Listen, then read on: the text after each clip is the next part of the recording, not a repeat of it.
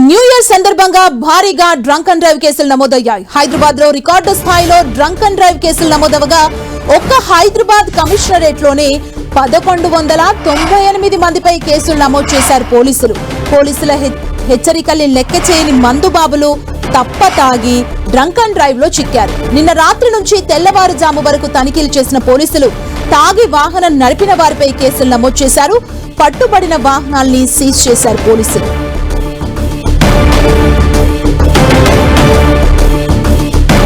నిన్న రాత్రి నుంచి తెల్లవారుజాము వరకు పోలీసులు డ్రంక్ అండ్ డ్రైవ్ తనిఖీలు చేశారు. పోలీసులు కొన్ని ఆంక్షల్ని విధించారు. అయినా కానీ ఆంక్షల్ని ఎవరూ పాటించకపోవడంతో వారిపై కేసులు ఫైల్ చేశారు. డ్రంక్ అండ్ డ్రైవ్ చేసిన వారిపై కేసుల్ని ఫైల్ చేయడం జరిగింది. పట్టుబడిన వాహనాలన్నింటినీ కూడా పోలీసులు సీజ్ చేశారు. అర్ధరాత్రి నుంచి ఈ రోజు ఉదయం తెల్లవారుజాము వరకు భారీగా ఈ డ్రంక్ అండ్ డ్రైవ్ కేసులు నమోదయ్యాయి. న్యూ ఇయర్ సందర్భంగా మనం చూస్తున్నాం.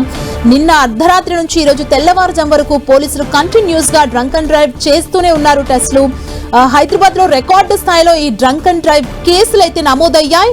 హైదరాబాద్ కమిషనరేట్ లో 1198 మందిపై ఈ కేసెస్ ని ఫైల్ చేసినట్టుగా తెలుస్తుంది. పోలీసుల హెచ్చరికల్ని లెక్క చేయకుండా మందుబాబులు తాగి వాహనాలు నడుపుతూ పట్టుబడ్డారు అర్ధరాత్రి.